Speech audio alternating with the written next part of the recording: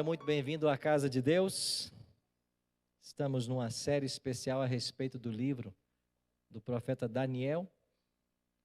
Hoje chegamos ao capítulo 3, e você já pode abrir a sua Bíblia aí, em Daniel capítulo 3. Você que nos assiste pela internet, pelas redes sociais, seja muito bem-vindo a essa semana especial sobre as profecias de Daniel. Onde quer que você esteja, que a bênção do Senhor acompanhe você e a sua família.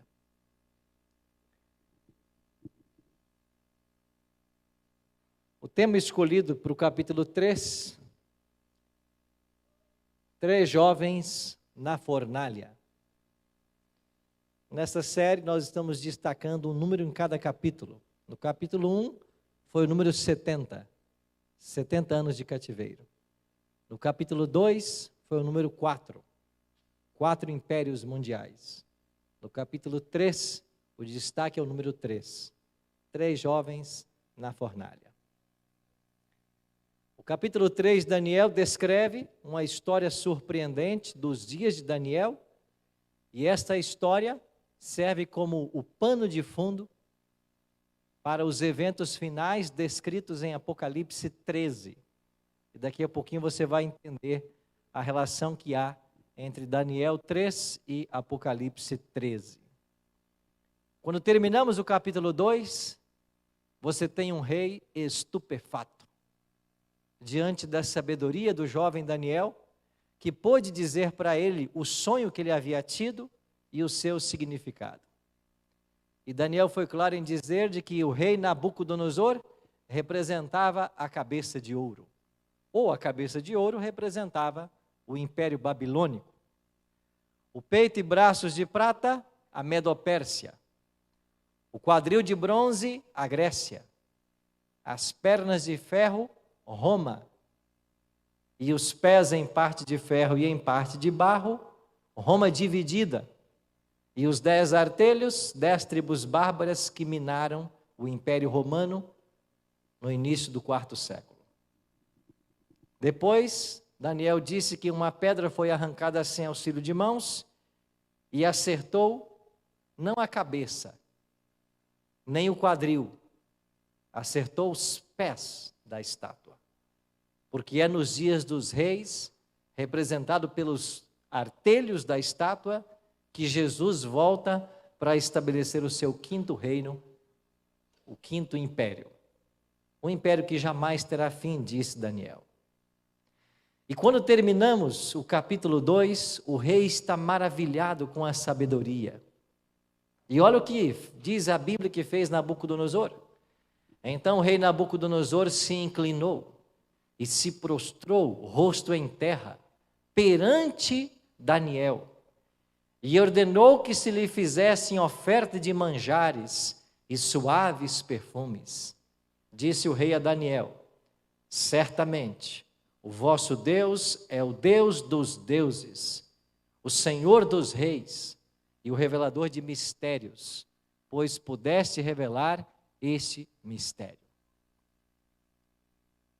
Se nós buscássemos um paralelo dessa cena, seria o mesmo que dizer que o presidente da maior potência do mundo hoje se prostra de joelhos, assume sua fé religiosa em todos os princípios da Bíblia e proclama um decreto para que toda a sua nação adore o Deus verdadeiro. Foi algo inédito. O rei termina o capítulo 2 baixando um decreto, e esse decreto atingiu cada canto de Babilônia, e o Deus de Daniel tornou-se conhecido. O Deus foi exaltado. Mas como nós esquecemos rapidamente as coisas. 9 anos separam o capítulo 2 de Daniel do capítulo 3. E passados 9 anos, o rei esquece. O rei não liga mais para a interpretação. O orgulho sobe no coração dele. E no capítulo 3, verso 1, é dito que o rei Nabucodonosor fez uma imagem de ouro, que tinha 60 côvados de altura 6 de largura, levantou-a no campo de Dura, na província de Babilônia.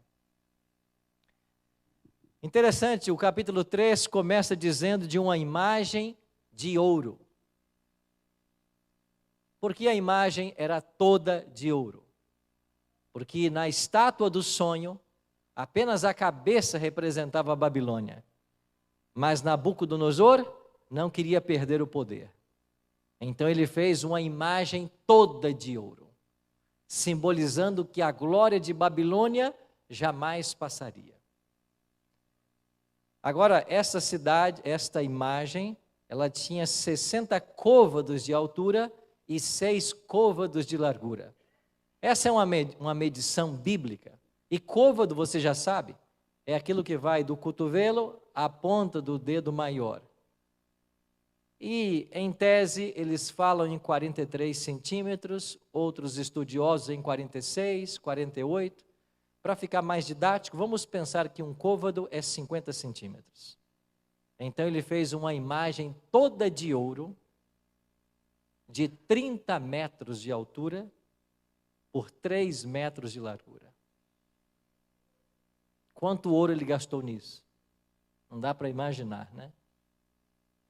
Agora, por que é que esses números foram escolhidos? É porque os babilônicos, eles não só inventaram um sistema sexagesimal, mas eles também eram politeístas. E para cada deus babilônico era dado um número.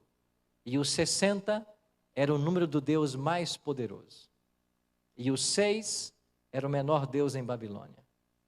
Então, a imagem estava repleta dos deuses da Babilônia. Por isso esse número foi escolhido. E quando os babilônicos quisessem falar a respeito de todos os deuses, eles usavam o número 600. Então, 600 é uma alusão a todo o panteão. O 60 pertence a Marduk e o 6 ao seu Deus menor. Essa imagem era uma imagem ofertada às divindades da Babilônia. Interessante que, vendo isto, nós nos perguntamos qual é o objetivo do rei ao fazer essa estátua. O texto deixa claro. O verso 2 diz assim: então o rei Nabucodonosor mandou juntar os sátrapas, prefeitos, governadores, juízes, os tesoureiros, os magistrados, os conselheiros, todos os oficiais das províncias, para que viessem à consagração da imagem que o rei Nabucodonosor tinha levantado. Ele chamou toda a elite de Babilônia, todos os líderes, todos aqueles que tinham posição política.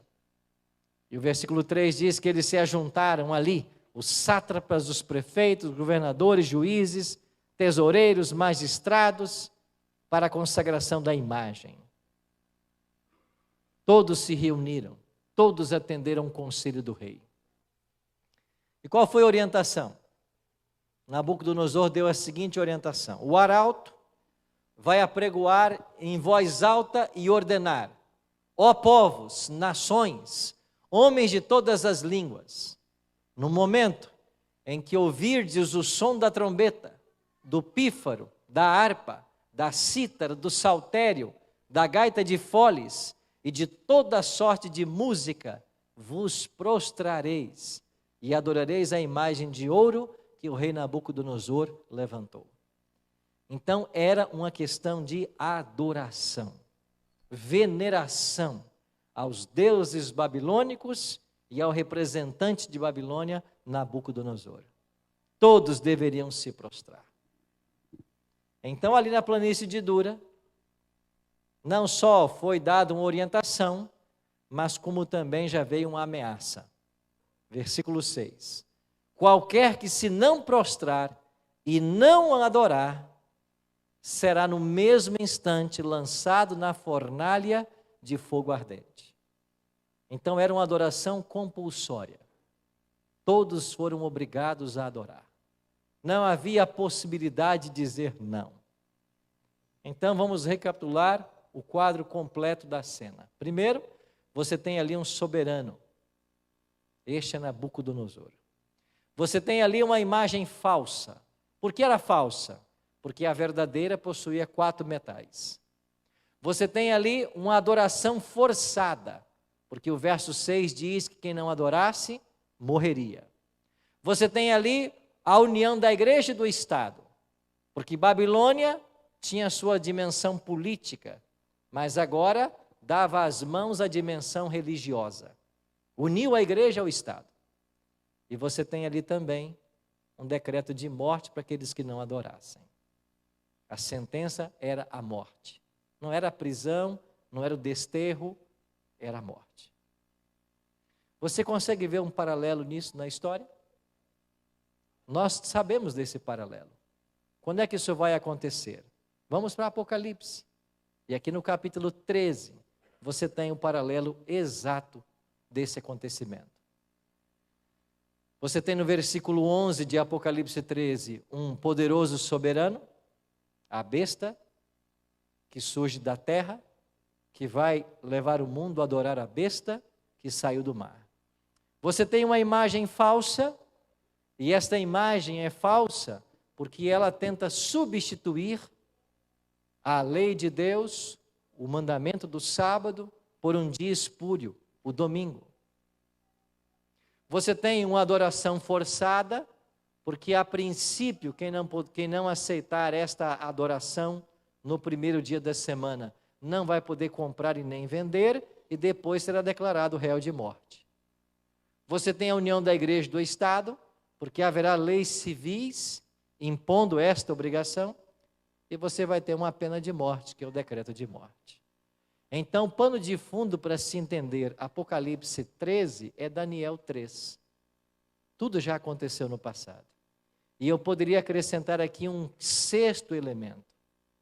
Assim como lá no capítulo 3 de Daniel, você tem um remanescente que permanece leal, em Apocalipse 13, você tem também um remanescente que vai permanecer leal. Então a prova, ela vai se repetir. Então nós já vimos aqui nas noites passadas que o objetivo das histórias do livro de Daniel é nos encher de esperança e otimismo e dar para todos nós lições espirituais. E a lição básica do capítulo 3 é que cedo ou tarde nós seremos desafiados em nossa fé. A nossa fé será provada. E ao estudarmos os eventos finais da história desse mundo, nós percebemos que chegará o dia em que a cristandade vai se unir em torno da santidade de um dia. E esse dia será o domingo, o primeiro dia da semana. Bom, basta você ver aí os noticiários, acompanhar os movimentos do Papa, e você já sabe que há muitas décadas já existe um movimento assim. O mundo está caminhando para a santificação de um dia. E a gente olha e pensa assim, mas isso parece tão distante da realidade hoje? Não é tão distante. Alguns meses atrás você se imaginava de máscara dentro de uma igreja? Não, há um acontecimento global que forçou o mundo a isso. Haverá um outro acontecimento global que forçará todos. E quando eu falo todos, eu falo de cristãos e não cristãos, a separarem um dia na semana para atividades religiosas. E esse vai ser o domingo. E eu e você teremos que ser esse remanescente de Apocalipse 12 e 13. É por isso que Deus nos permite chegar em provas. Porque a cada prova que chega à nossa vida, Deus nos está preparando para os eventos que ainda terão lugar. E aí vem o Cristo e diz assim, aquele que é fiel no pouco, também é fiel no muito. E quem não é fiel no pouco, no muito não será. Então, se eu não aceito com paciência as provações que eu recebo hoje, eu não estarei me preparando para as grandiosas que ainda virão. Nós temos então 3 jovens que não se prostraram. E eu queria que você lesse comigo aqui, no versículo 17 e 18, a decisão que esses jovens tomaram. A princípio, quando todos os instrumentos foram tocados, toda a multidão, que nós não sabemos quantos eram, se prostraram na planície de Dura. Todos se prostraram. E ficou fácil de ver que 3 jovens não se prostraram. O rei ficou furioso, porque eles foram denunciados. E foi dito para o rei: olha, 3 desses cativos judeus. E aqui você percebe mais uma vez o desprezo pelos judeus que eram escravos em Babilônia. Eles não se prostraram, eles não fazem questão do teu decreto.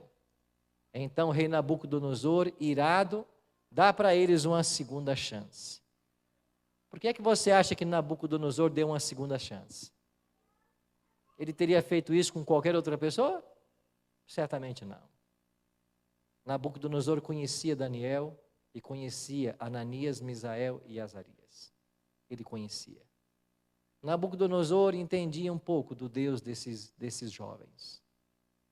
E por isso ele resolve dar uma segunda chance. Se fosse outra pessoa, o rei não estaria preocupado em dar uma segunda chance.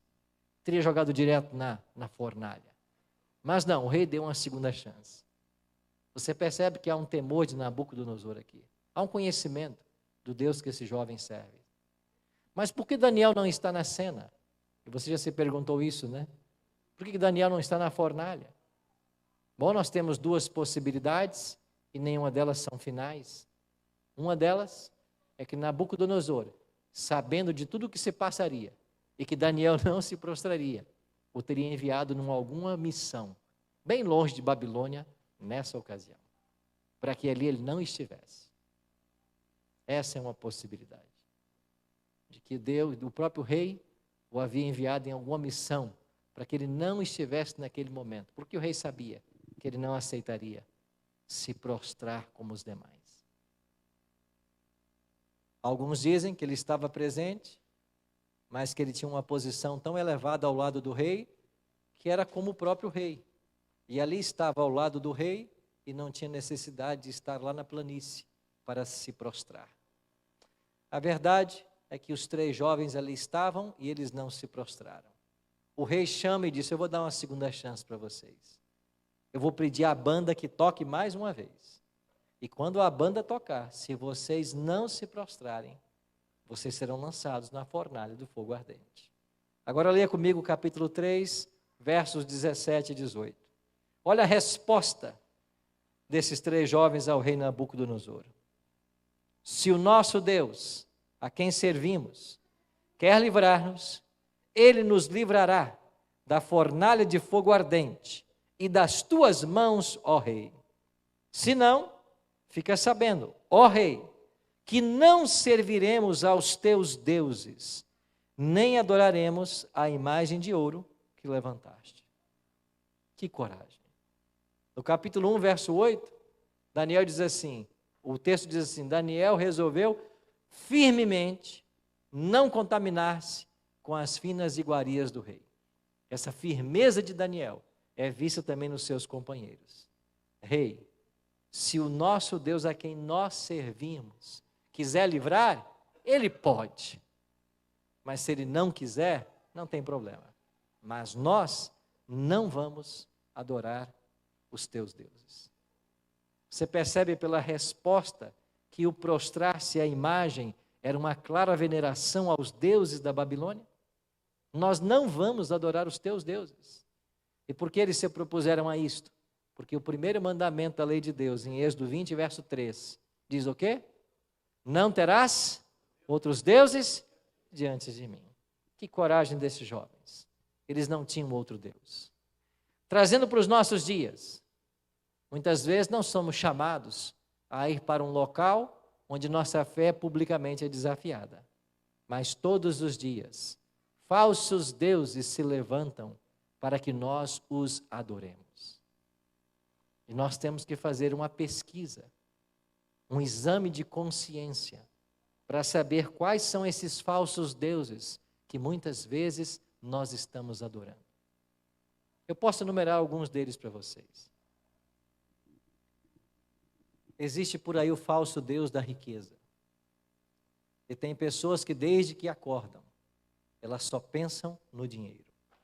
Elas vivem para fazer fortuna. Elas não trabalham para ter condições de levar uma boa vida.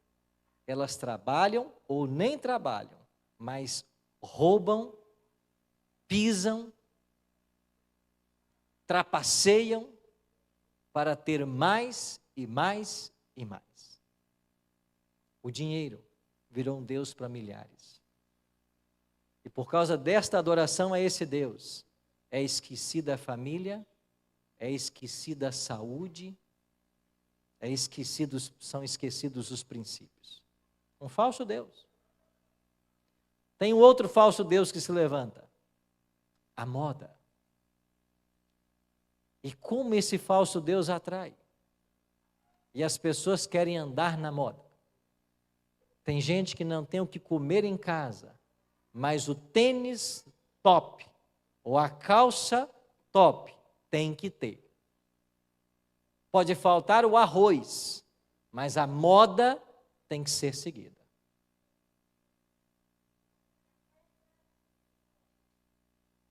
Uma vez no Bíblia Fácil, veio uma senhora, e depois de começar os estudos, na mesma semana ela tomou sua decisão. Ela disse: pastor, o senhor me batiza? E eu disse: batizo. Mas quando eu falo em moda, eu envolvo todos os aspectos da vaidade humana, não só masculina, mas também feminina. E ela disse para mim assim: eu quero muito então que o senhor me batize. Só tem um problema, pastor. Estas joias, e ela me mostrou brincos e colares, me acompanham desde o meu nascimento. E isso eu não tiro. Eu disse: você não está disposta a tirar? Ela disse: não. Eu disse: não tem problema. Eu também não te batizo. Mas o senhor não vai me batizar só por causa dessas joias? Eu disse: não. Eu não te batizo porque o seu coração não é de Cristo, é das joias. O seu apego é às joias. Ela disse: mas me mostra na Bíblia. E eu fui para a Bíblia. Eu fui para Timóteo, fui para Pedro. Mostrei para ela que o adorno do cristão que importa é o interior, é a pureza de coração. O apego a estas coisas afasta de Deus, torna essas coisas amuleto. Ela disse: mas pastor, se eu tirar isto e sair na rua, parece que eu estou nua. Eu disse: mas só parece, a senhora não está, a senhora não nasceu com isso. E claro que com todo carinho eu fui falando para ela. Finalmente, depois de um dia de diálogo, ela tomou sua decisão. Ela tirou tudo e eu pude batizá-la. Passaram-se uns 8 meses. Eu recebi um telefonema dos parentes dela, dizendo que aquela amiga havia acabado de falecer. O quanto aquela mulher se apaixonou por Cristo. Ela voltou para a sua cidade e ela começou a assistir à igreja e nunca mais parou. Mas meses depois, ela descansou no Senhor. E eu fico pensando, ídolos que nós erguemos todos os dias, coisas que nos trazem ilusão, que nos separam daquilo que é vital. E o que é vital, pastor? Vital é você no céu. Isso é importante. O resto é periférico. Então, se existe alguma coisa que atrapalha a sua comunhão com Cristo, se existe alguma coisa que separa você, se existe algo que chama mais a sua atenção do que o Senhor Jesus, isso é um ídolo. Pensa nos seus ídolos. O que é que dá mais prazer você do que estar numa igreja? O que te dá mais prazer do que estudar a Bíblia? Do que ter momentos a sós com Cristo? Você tem ídolos na vida? Não se prostre mais diante deles. Porque se você não vencer esses pequenos ídolos que se levantam todos os dias, você não vai ficar de pé na planície de Dura, quando os instrumentos forem tocados. São as pequenas batalhas vencidas todos os dias que nos possibilita uma grande vitória final. Então não tenha ídolos na sua vida. Se você sabe de alguma coisa que separa você de Cristo, e pode ser um DVD, pode ser uma música, pode ser um filme, pode ser um site, pode ser um hábito. Eu não sei. Você sabe. Foge disso. Foge desse ídolo. Mas pastor, isso está tão arraigado na minha vida. Não existe milagre que Jesus não possa fazer. Não existe apego que Ele não possa tirar. E as palavras daquela minha amiga ficaram gravadas na minha mente. Pastor, se eu tirar estas joias e sair na rua, eu me verei nua. Mas Cristo arrancou essa idolatria por algo que estava preso no coração, por uma vida, e trouxe liberdade para essa mulher. Cristo quer trazer liberdade para você também. Não importa o tamanho do seu ídolo, Ele tem o poder de ajudar você a vencer. Isso aconteceu com os jovens. É por isso que a promessa de Deus para mim e para você é: quando passares pelas águas, eu serei contigo. Quando pelos rios, eles não te submergirão. Quando passares pelo fogo, não te queimarás, nem a chama arderá em ti. Essa promessa foi preciosa para Ananias, Misael e Azarias. A chama não ardeu neles. Mas o detalhe interessante desse slide é que em dado momento o rei Nabucodonosor veio e disse: escuta, eu estou com um problema de vista ou o que está acontecendo? Nós não jogamos 3 lá dentro? Mas eu estou vendo 4. E alguém explicou: sim, jogamos 3 só. Mas por que tem 4? E esse 4 é semelhante ao Filho do Homem.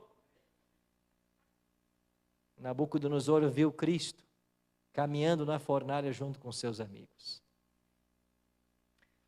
Uma outra lição preciosa desse capítulo 3. E sabe qual é? Deus não vai impedir que às vezes a fornalha chegue na sua vida. Às vezes Ele não impede. Às vezes Deus não impede que a prova chegue. Ele não deu para você essa segurança. Mas Ele deu uma segurança. Mesmo se a fornalha chegar, Ele vai andar com você no meio do fogo. Ele talvez não impeça que a doença chegue, mas Ele vai estar ao leito junto com você. Pode ser que Ele não impeça que o desemprego bata a sua porta, mas Ele vai providenciar tudo que você precisa. Então Cristo não nos promete uma vida isenta de sofrimentos, mas Ele promete a presença dEle, mesmo em meio ao sofrimento. E esses jovens viram o Cristo pré-encarnado e caminharam com Ele no meio do fogo. E o rei Nabucodonosor mais uma vez traz esses jovens para fora e vai bendizer mais uma vez ao Deus de Daniel, que é o Deus que livra. Pode ser que eu e você sejamos chamados a passar por provas severas. Pode ser até que a morte bata a porta em nossa casa. Mas Cristo vai estar aí. Lembre-se de João 11, um dos menores versos da Bíblia, eu acho que é o verso 35, onde diz assim que Jesus chorou. Um dos menores versos, mas de maior significado. Ele chora quando a família humana sofre. Ele chora. Ele é um Deus que sente dor. Um Deus que se compadece.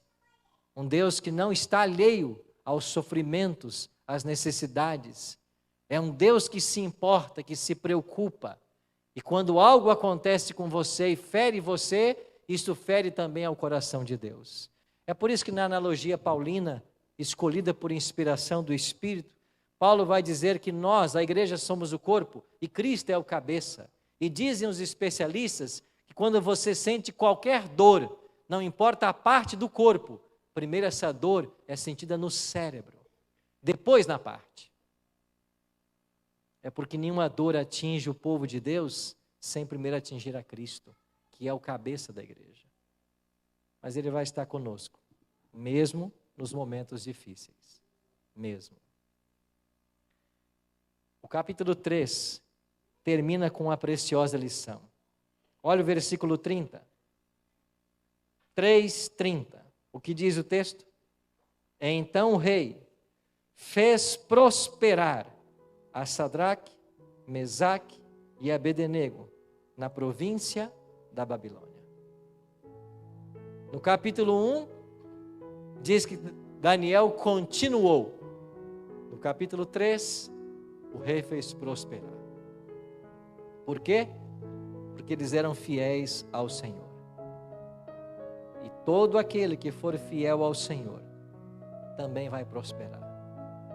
E quando falamos em prosperidade, pode até ser prosperidade nesta vida, mas a principal prosperidade é a vida futura, é a vida eterna, a vida que aguarda a todos nós. Por isso, não se esqueça das lições do capítulo 3.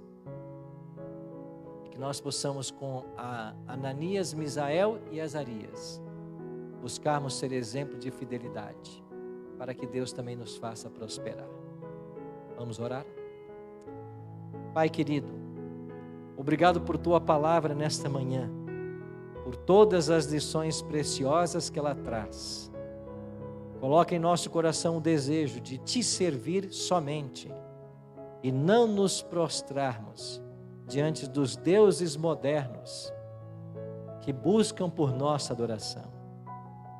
O Senhor conhece a cada um de nós, sabe de nossas necessidades, de nossas lutas e de nossas fraquezas. E que o Senhor ajude a cada um aqui nesta manhã a vencer os seus deuses pessoais.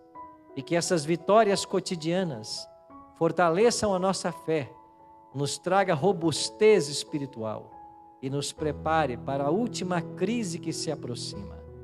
E quando o mundo se prostrar diante de um falso dia de adoração, ainda que com severos prejuízos, nós possamos ser o remanescente, que vai ficar de pé e vai testemunhar em prol de Deus e da sua verdade. É a nossa oração, em nome de Jesus.